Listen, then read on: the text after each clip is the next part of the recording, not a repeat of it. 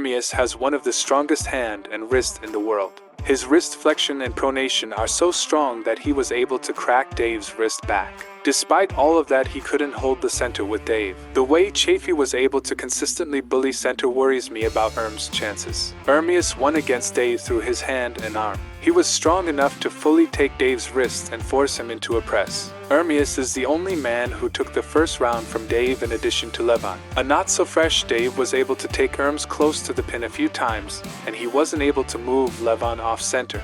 If Ermes struggled that much in the center with Dave, I don't think he will stand a chance against Levan's wrist. There was a round when Ermes' wrist couldn't handle Dave's cupping and pronation, and he gave up his wrist to beat his arm.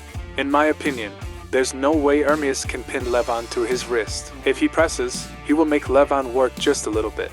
I think that Ermes is a little bit more technical than Levan, but technique is an advantage where there is slight difference in physical strength. When someone is about 20 to 25% or even more stronger, no technique will save you. Bright example of this is Devon versus Levan match. I do not believe there is anyone more technical than Devon and John.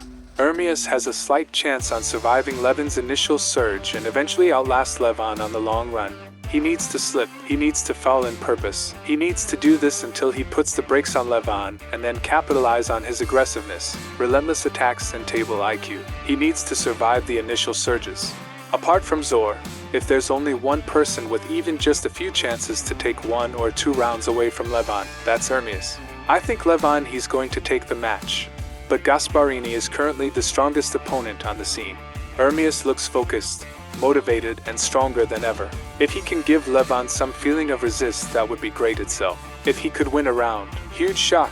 Ermes is undoubtedly number 2, but Levan has far better chance. The hype was much against Levan when he fought with Devon, and even the voting said Devon was winning.